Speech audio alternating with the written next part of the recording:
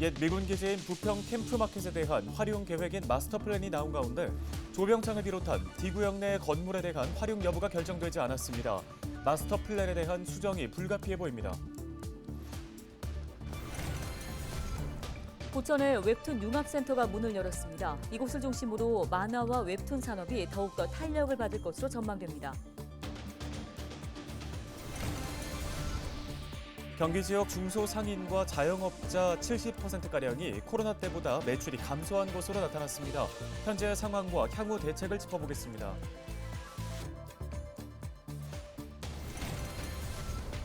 인천시가 옛 경인고속도로 인천 10km 구간을 5개 권역으로 나누어 중앙공원과 형태가 비슷한 테마공원으로 조성하기로 했습니다. 관련 소식 전해드립니다.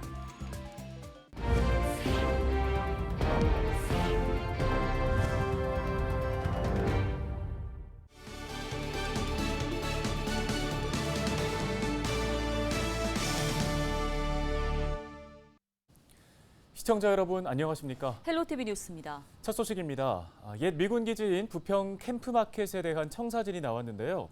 최초 인천시가 밝혔던 공원화 사업과 대부분 일치하고 있습니다. 네, 하지만 조병창을 비롯해 D구역 내의 건물에 대한 활용 여부가 빠져 있습니다. 보다 자세한 소식을 송효찬 기자가 취재했습니다.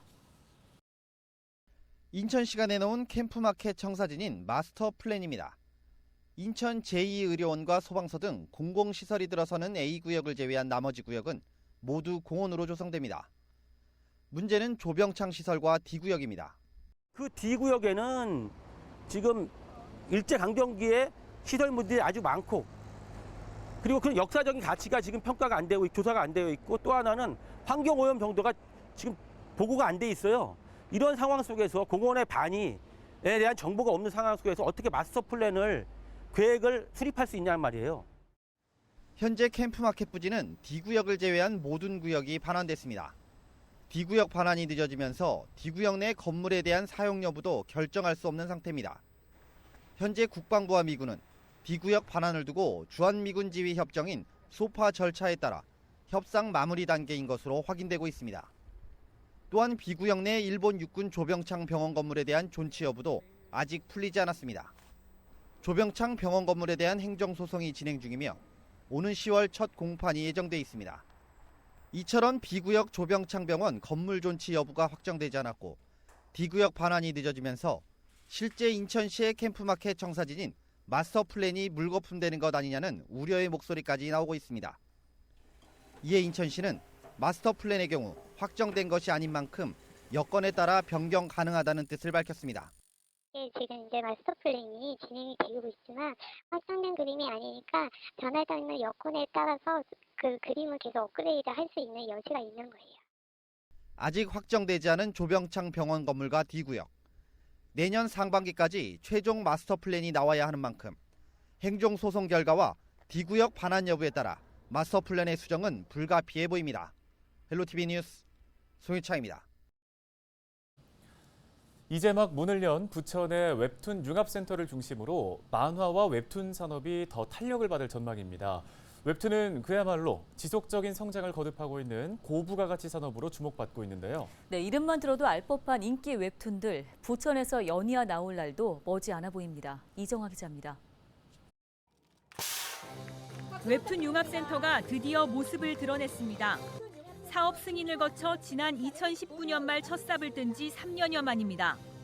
이 웹툰이 앞으로 이 드라마와 영화를 통해서 이 한류를 확장하는 데 큰 역할을 할 텐데 그 웹툰의 부천이 웹툰의 성지가 되어서 우리 좋은 작가들이 탄생해서 이곳에서 우리 문화도시를 더욱더 완성시켜 나가는 그런 기회장이 되었으면 좋겠다 이런 말씀을 드리겠습니다. 전체 사업비만 590억 원이 투입된 웹툰 융합센터. 부천 상동 영상문화산업단지 부진에 지하 3층에서 지상 12층 규모로 들어섰습니다. 내부는 주로 작가 창작실을 비롯해 사무실을 갖췄습니다. 아직까지 공간은 모두 비어있는 상태. 이곳 웹툰 융합센터에는 다음 달부터 작가와 기업들이 순차적으로 입주해 창작 활동을 시작할 예정입니다. 23개 팀 작가 80여 명과 기업 33곳이 첫 입주 대상입니다. 웹툰이나 웹소설 콘텐츠를 제작 공급하는 굵직한 선도 기업도 포함됐습니다. 최근 부천시 문화 콘텐츠 스타트업 공모전에서 수상한 기업들도 입주를 확정지었습니다. AI 인공지능을 기반으로 웹툰 창작 플랫폼을 만든 기업도 일부 연구센터 기능을 부천으로 이전하기로 했습니다. 다양한 이제 트렌드라든지 장르가 어떤 것들이 인기가 있는지 이러한 전문성들을 교류할 수 있을 것 같고요. 그다음에 아무래도 기술에 대한 노하우 축적이나 이런 것들도 서로 공유해 가면서 저희가 상생할 수 있는 그러한 장이 되지 않을까 생각하고 있습니다. 또 지역의 대표 문화 행사인 비아프와 비판영화제 사무국도 이주합니다. 이와 함께 앞으로 만화나 웹툰, 스토리텔링 교육과정이 웹툰 융합센터를 중심으로 개설될 예정인 만큼 지역 내 콘텐츠 산업 분야 인재 육성도 한층 활성화될 전망입니다. 헬로티비 뉴스 이정아입니다.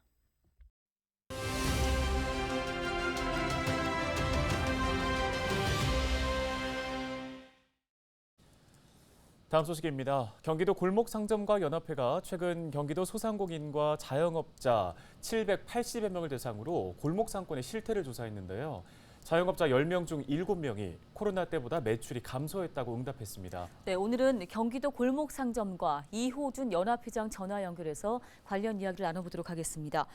회장님, 먼저 실태 조사 결과 코로나19 때보다 지금 상황이 더 나쁘다는 응답이 많았는데 요즘의 골목상권 분위기는 어떻습니까? 일단 우리 그 중소상인 자영업자들이 코로나 시기를 지나면서 좀 금융권에서 많은 대출을 받았는데요. 그래서 이자나 원금을 지금 계속 갚는 중이에요. 근데 전반적으로 국민들의 소비 여력이 떨어지고 그러다 보니까 상권도 이제 불황이 되다 보니까 대출금 이자를 갚기도 어려운 상황에 처해 있는 지금 현재 좀 아주 심각한 상황이라고 할 수 있겠습니다. 네, 폐업을 하고 싶다는 응답도 50%가 넘게 나왔다고 하던데 상황이 좀 나아질 기미는 보이지 않는 건가요? 이 자영업자에게 폐업은 퇴로가 있거나 아니면 정말 상황이 안 좋아서 극단적인 안 좋은 선택일 수밖에 없는데요.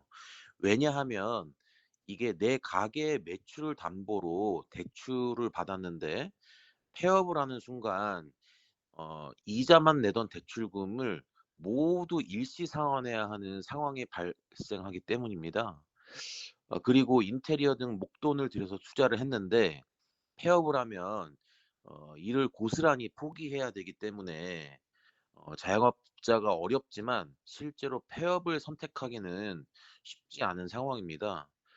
그래서 가게를 잠시 닫고 투잡 혹은 쓰리잡까지 지금 자영업자들이 그렇게 살아가고 있는데요. 그럼에도 불구하고 저희 설문조사에서 폐업의 의지가 50%가 넘었다는 것은 현재 골목상권의 자영업자 상황이 심각하다라고 좀 볼 수 있을 것 같습니다.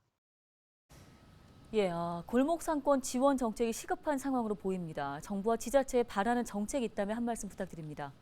뭐 지금 자영업자도 마찬가지지만 전 국민이 사실은 전기세 그리고 가스비 4대 보험료 이런 세금들이 너무 올라서 힘들어하고 있거든요. 그래서 일단 이들 세금에 대한 좀 감면 혹은 지원 정책이 좀 필요할 것 같고요. 그리고 지역 화폐 정책이 진짜 절실합니다. 지역 화폐는 대형마트나 백화점 또 온라인몰에서는 사용할 수 없고 오로지 골목상권에서 쓸 수 있기 때문에 이 소비에 기울어진 운동장을 바라잡아줄 수 있는 유일한 정책입니다. 그렇기 때문에 내년에 지역화폐 예산이 좀 대폭 확대되었으면 좋겠습니다. 네, 지금 골목상권의 추석을 맞은 분위기는 어떤지 궁금합니다. 글쎄요, 사실은 명절이 이 상인들에게 소위 대몫이긴 한데 올해 같은 경우는 이 대몫을 누리긴 쉽지 않아 보입니다. 소비도 너무 양극화되다 보니까 상권도 또 가게들도 이 매출이 양극화가 되게 심해지고 있습니다. 그래서 잘 되는 가게는 잘 되지만 안 되는 가게는 더 많아지고 있고 그렇기 때문에 안타깝지만 이번 명절도 상당히 좀 자영업자에게는 좀 힘든 시간이 될 것 같습니다. 네. 네, 오늘 말씀은 여기까지 듣겠습니다. 경기도 골목상점과 연합회 이호준 회장이었습니다. 다음 소식입니다. 옛 경인고속도로 인천 10km 구간에 테마공원이 조성될 전망입니다.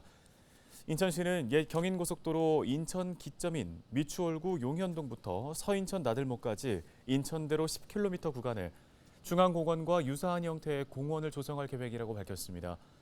양 옆에 도로를 둔 인천중앙공원처럼 인천대로를 두 개의 일반 도로로 나누고 그 사이에 10.45km의 테마공원을 만든다는 게 인천시의 구상인데요.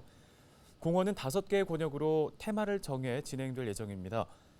인하대병원 사거리부터 주안산단 고가교간 제1권역은 변화의 시간이라는 주제로 주안산단 고가교부터 가정로 98번 길 교차로 간 제2권역은 또 다른 만남을 주제로 각각 공원 계획을 수립할 계획입니다.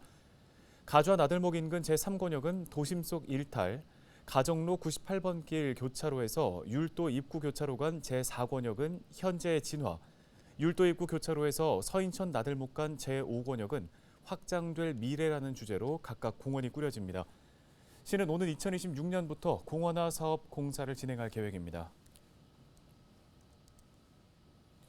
인천시가 주차 공간 부족 문제를 해결하기 위해 주차 공유 활성화 지원 기준을 확대하기로 했습니다.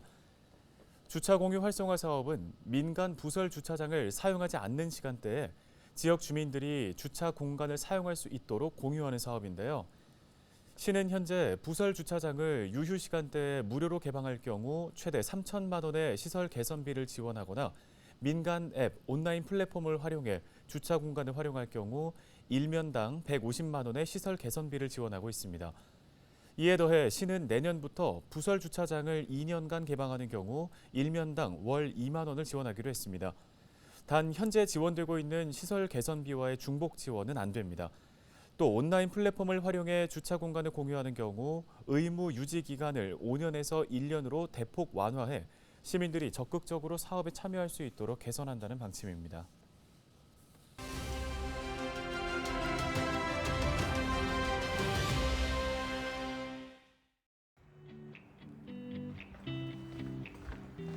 안녕하십니까. 반갑습니다. 재환입니다.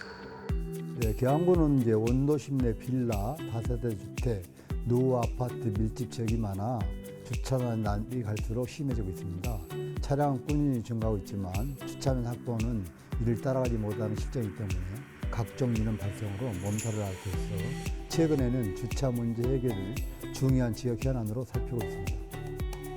현재 이제 계양구의회 의원 연구단체인 원도심 주차문제 연구회 소속 의원으로 활동하고 있습니다. 단순한 민원 해결에 그치는 것이 아니라 우수사리 현장을 방문하여 직접 보고 느끼고 연구회 소속 의원들과 근본적인 문제 해결을 위해 다각적인 정책적 연구를 진행하고 있으며 계양구 의회 실정에 알맞게 적용할 수 있는 해법을 찾고 있습니다.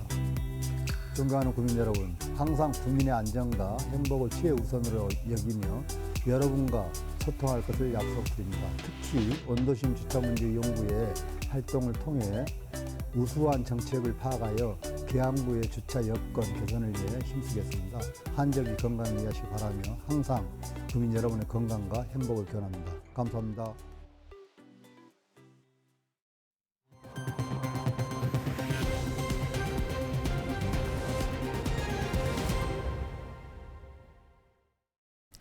다음 소식입니다. 인천의 한 지하차도에서 광역버스와 덤프트럭이 추돌하는 사고가 발생했습니다. 지난 23일 오전 10시 35분쯤 인천시 남동구 고잔 지하차도에서 광역급행버스가 덤프트럭을 들이받았는데요. 이어 덤프트럭이 밀리면서 앞서 있던 스포츠 유틸리티 차량과 추돌했습니다. 사고로 광역버스에 탄 승객 28명이 다쳐 병원으로 옮겨졌습니다. 부상자 가운데 60대 여성과 50대 남성 2명은 중상인 것으로 알려지고 있습니다. 이날 오전 10시 40분부터 사고 수습을 하는 30분 동안 고잔 지하차도 내에 인천국제공항 방면 3개의 차로가 전면 통제되기도 했는데요.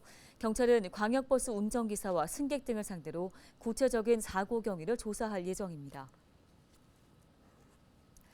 송내 연합의원이 부천에서는 처음으로 달빛 어린이병원으로 지정돼 맞춤 진료를 시작합니다. 이로써 송내 연합의원은 25일부터 앞으로 2년간 토요일과 일요일 오전 8시 40분부터 밤 9시 30분까지 소아경증 환자를 진료할 예정입니다.